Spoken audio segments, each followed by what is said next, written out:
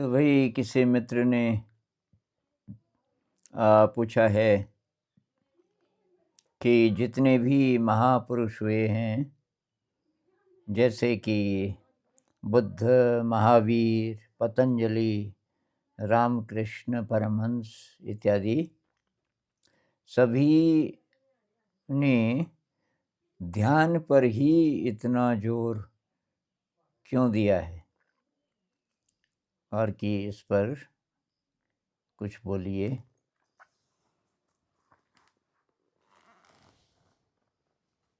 तो भई ये तो मेरा भी अनुभव है। कोई बोले कि एक चीज़ को चुनो, या तो आपको अरबपति खरबपति बना सकते हैं। मान लीजिए कि कोई देवता आ जाए कि भाई मैं आपको वरदान देने आया, जो मांगेगा मिल जाएगा। तो मैं तुझे बिलियनेयर बना सकता हूँ और मैं तुझे बहुत ज़्यादा प्रॉपर्टी दे सकता हूँ। पूरा कोई द्वीप, प्रशांत महासागर में पूरा द्वीप तेरे को दे सकता हूँ, एरोप्लेन दे सकता हूँ, प्राइवेट एरोप्लेन, और बहुत ज़्यादा ऐशो आराम की ज़िंदगी, बहुत सुंदर सुंदर लड़कियाँ, अप्सराएँ, तो और तेरे को क्या चाहिए? लेकिन ध्यान नहीं, तब तेरे जीवन में ध्यान नहीं होगा। या तो ध्यान को चुन ले और तब तुझे कुछ नहीं मिलेगा इन सब चीज़ों में से। और तो बोल, तो मैं तो भाई ध्यान को ही चुनूँगा, क्योंकि ये जो दूसरी वाली चीज़ें हैं, भोग विलास वाली, इसमें वो मज़ा है नहीं। क्योंकि अब ये हर एक को भाई तुरंत पता नहीं चलता। एक मित्र वो पूछ रहे थे कि इससे ब्लिस की फीलिंग कब आती है, कितना ध्यान करने के बाद? भाई ब्लिस के लिए नहीं है ये, ध्यान है शुद्धिकरण के लिए। अब तुम्हें ब्लिस के ही चक्कर में तो लोग नशे में भी चले जाते हैं। प्लेजर जिसको नहीं चाहिए, जिसको बात समझ आ गई एक्सपीरियंस से कि प्लेजर तो लेजी बनाता है आपको, आपके ब्रेन को। अभी तो अब न्यूरोलॉजी भी है ना, तो जो पढ़े लिखे लोग हैं उनको भाई उनकी बात भी सुननी चाहिए। ये जो ब्रेन साइंटिस्ट क्या कह रहे हैं, ये जो फ्री डोपामिन है, कि ये पोर्नोग्राफी से डोपामिन मिलता है, नशे से मिलता है, वो मज़ा ही नहीं है तो ज़िंदगी क्या है? लेकिन उस मज़े से आपके ब्रेन में जो अच्छे न्यूरॉन्स के नेटवर्क्स हैं, धीरे धीरे धीरे वो वीक पड़ते जाएंगे। आपका ब्रेन कमज़ोर होता जाएगा, क्योंकि ब्रेन का जो पूरा स्ट्रक्चर है वो लेज़ी हो जाएगा। लेकिन यही चीज़ें हैं, डोपामिन, सेरोटोनिन, जिस जिस चीज़ से आपको ब्लिस की फीलिंग आती है, आनंदमाइड, और क्या है, ऑक्सीटोसिन, जो पढ़ते होंगे आप ब्रेन साइंस में, ये सारे के सारे आपको ध्यान से भी मिल जाते हैं। लेकिन ध्यान इसके लिए नहीं है। ध्यान इसके लिए नहीं है कि आपको अच्छा अच्छा लगे। ध्यान है शुद्धिकरण के लिए। अब कई लोग बोलते हैं कि उसमें क्या मज़ा है, शुद्धिकरण। भाई उसी में है मज़ा, और लास्टिंग मज़ा, ऐसा मज़ा है जो बढ़ता जाता है। संत लोग यही कहते हैं ना कि वो ऐसा धन है जो नष्ट नहीं हो सकता। फिर कुछ भी हो जाए, आपकी मृत्यु हो जाए, आप बीमार हो जाओ, वो जो आपका धन है ध्यान का, अगर आपको पता चल गया, मार सके ना कोई, चोर न लेवे, दिन दिन बढ़त सवायो, पायो जी मैं तो राम रतन धन पायो। तो मीरा किस धन की बात कर रही है? मीरा तो कृष्ण को मानती थी, अब राम क्यों बोल रही है? मीरा का न तो कृष्ण यशोदा का बेटा है वो वाला कृष्ण, और जब वो राम बोल रही है तो न ये वो वाला राम है जो कहानियों में आता है। वो उस दिव्य अनुभव को ये नाम दे रही है, क्योंकि इन नामों से लोगों की आसक्ति है, इसलिए वो यूज़ करती है। तो दिन दिन बढ़त सवायो, ये ऐसा धन है जो लगातार बढ़ते ही जाता है। तो संत लोगों ने इसी पे जोर क्यों दिया? क्योंकि भाई यही एक तरीका है, दूसरा कोई भी तरीका नहीं है अपने को इवॉल्व करने का। अब आम आदमी बोलेगा क्या ज़रूरत है इवॉल्व होने की? खाओ पियो ऐश करो, मृत्यु आएगी तो कम से कम खा पी के तो मरेंगे। भाई जैसे जैसे आपकी बुद्धि बढ़ेगी, आपका विवेक थोड़ा बढ़ेगा, आपको लगेगा कि कुछ कमी है बहुत गहरे में, जो कि किसी चीज़ से भरने वाली नहीं है। वो कमी यही है कि कैटरपिलर ही रह गए और तितली बन सकते थे। वो किताब पढ़ना, जोनेथन लिविंगस्टन सीगल, मैं उसको रिकमेंड करता हूँ बहुत लोगों को। सीगल होता है एक पक्षी, पता नहीं कबूतर जितना या उससे ज़रा बड़ा। तो समुद्र के किनारे तो एक गांव होता है, सीगल्स की एक कम्युनिटी होती है, और उनका धर्म होता है कि उड़ना नहीं है, उड़ना नहीं है। और तो ये एक नया होता है पैदा, जोनेथन नाम का बच्चा, माता पिता उसको समझाते हैं ध्यान से सुन, जिंदगी के जो जो खास खास बातें हैं और हमारा जो धर्म है। जब मछुआरे चले जाते हैं मछलियाँ लेके, तो काफ़ी सारी छोटी छोटी मछलियाँ वहाँ पड़ी रहती हैं, या जो बहुत बड़ी मछली को काट के ले जाते हैं तो उसके आते उसके अंदर की चीज़ें वहाँ रहती हैं। उनको तुरंत पहले से नज़र में रखना कि जब ये मछुआरे चले जाएंगे तो मैं किस पे झपटूंगा। दूसरी बात, सबसे आगे जाना है वहाँ झपटने के लिए। तीसरी बात, किसी और ने झपट लिया मांस के उसके टुकड़े को या छोटी मछली को, तो उससे छीनना कैसे, ये सीखना है। और जोनेथन पूछता है लेकिन ये पंख किस चीज़ के लिए दिए फिर कुदरत ने? और कहते हैं खबरदार, सवाल नहीं पूछना। तो खैर कहानी ये कहती है कि वो नहीं सुनता किसी की बात और चुपचाप आकाश में उड़ाने भरने लगता है। या पढ़ना, मैं ज़्यादा बता नहीं रहा कहानी, लेकिन बहुत कमाल की चीज़ है। जब उड़ना ही न सीख पाए तो भाई पंखों का फ़ायदा क्या है?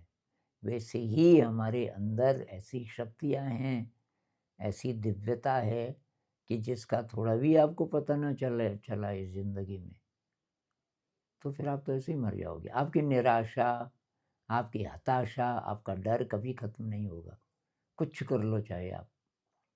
एक बहुत बड़े फ़िल्मी एक्टर, वो भी बिलियनेयर होंगे, क्योंकि एक-एक फ़िल्म बनाने के ये लोग तो करोड़ों में लेते हैं आजकल। वो किसी इंटरव्यू में बोल रहा था कि आधी रात को जब सब सोए होते हैं मेरे परिवार में, मैं बालकनी में आ जाता हूँ और सोए हुए शहर को देखता हूँ।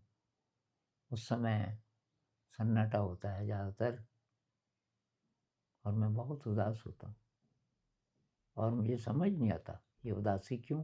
क्योंकि मेरे पास सब कुछ है, बहुत पैसा है, मेरी पत्नी बहुत अच्छी है, मुझे प्यार करती है, मेरे बच्चे ठीक-ठाक हैं, सब सही है, मेरे पास बहुत बड़ा मकान है, लेकिन उदास, मन एकदम उदास। और रोज़ होता है, आधी रात को मैं लेट नहीं सकता, वो उदासी पकड़ लेती है मुझे। वही उदासी है। मैंने एक वीडियो बनाया था, दिव्य उदासी। वो सौभाग्यशाली हैं जो कि बहुत ज़्यादा पैसे वाले हैं, लेकिन ये वाली फीलिंग आती है कि कुछ मिसिंग है।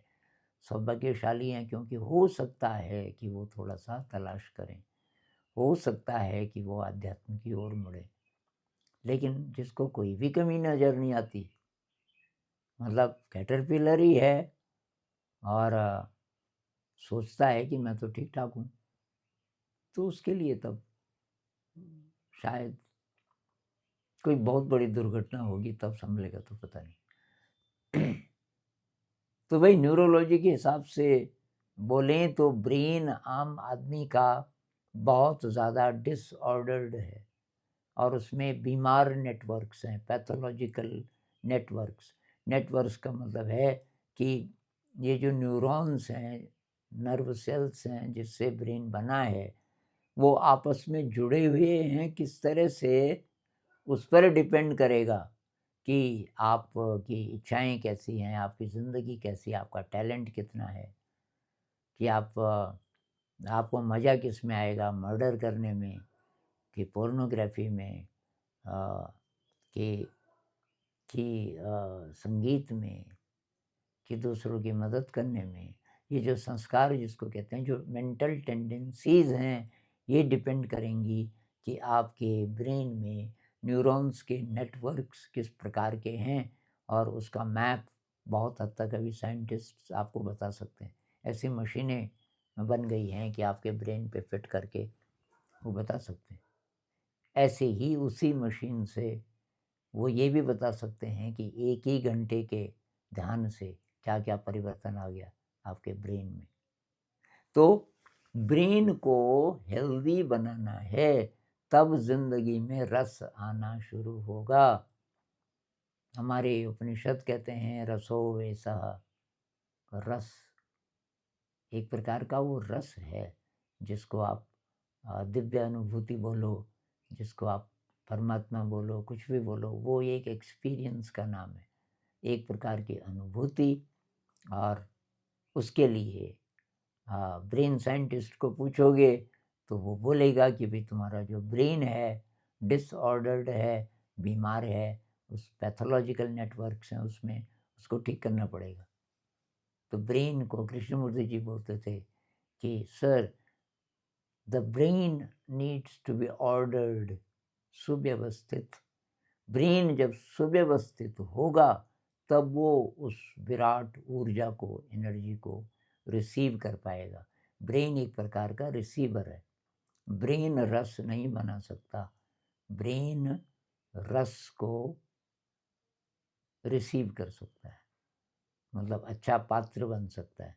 और उसके लिए तब ब्रेन को सही करना ज़रूरी है। वो कैसे होगा? वो ध्यान से होगा। तो ध्यान से पैथोलॉजिकल नेटवर्क्स टूटते हैं। एक किताब है द एंडिंग ऑफ टाइम, वो पढ़िए अगर आपका इसमें इंटरेस्ट है कि कैसे कैसे ये जो नई एनर्जी है, आप उसको वो मेडिटेशन ना भी बोलें और नाम से बोलें, पर आप समझ जाओगे। डेविड बोम और जे कृष्णमूर्ति, इनके डायलॉग्स हैं, 13 dialogues, the ending of time. उसमें ये बात आती है। और तब तो न्यूरोलॉजी ज़्यादा विकसित हुई नहीं थी, क्योंकि ये डायलॉग सुन के मेरे ख्याल से 80s में, क्या पता लेट 70s में, क्योंकि 86 में तो डेथ हो गई थी कृष्णमूर्ति जी की, तो 80s हो सकता है, अर्ली 80s में ये बातचीत हो रही हो। न्यूरोलॉजी ज़्यादा डेवलप हुई 90s के बाद, जब नासा वालों ने रिसर्च करनी शुरू की। दलाई लामा जी ने इनवाइट किया नासा वालों को कि आप मेरे साथ धर्मशाला चलो। धर्मशाला जहाँ बुद्धिस्ट सेंटर है बहुत बड़ा, दलाई लामा जी भी रहते हैं वहाँ, कि मेरे पास 5000 मेडिटेटर्स हैं, उन पर एक्सपेरिमेंट करो कि मेडिटेशन से क्या होता है। तो मेडिटेशन से ब्रेन रीऑर्डर होगा, पैथोलॉजिकल नेटवर्क्स टूटेंगे और नए नेटवर्क्स बनेंगे। अब बात आती है कि ध्यान क्या है। तो बेसिकली अवेयरनेस है। अवेयरनेस से बहुत ज़्यादा अटेंशन आपका बढ़ जाए, और अवेयरनेस बढ़ जाए और एफर्टलेस हो जाए, जहाँ तक हो सके एफर्टलेस। अगर उसमें संघर्ष है तो वो ध्यान नहीं है। अब शुरुआत में थोड़ा बहुत हो सकता है एफर्ट, किसी भी नई चीज़ को सीखने में शुरुआत में थोड़ा सा प्रॉब्लम होती है। जैसे साइकिल शुरू शुरू में सीखते हैं ना, तो पहले तो चोट लगती है, मज़ा थोड़ी आएगा पहले, अभी तो चोट ही लग रही है। और कोई कमज़ोर होगा तो वो बोलेगा कि ना भाई मैं नहीं सीखता, तू तो बोल रहा था कि साइकिल पे मज़ा आता है। कह रहे भाई मज़ा तब आता है जब सीख जाओगे, तब आप मेन रोड पे चला सकोगे, ट्रैफिक के बीच और तुम्हें तब भी मज़ा आएगा। लेकिन वहाँ तक पहुँचने के लिए शुरुआत में थोड़ा-सा स्ट्रगल हो सकता है। तो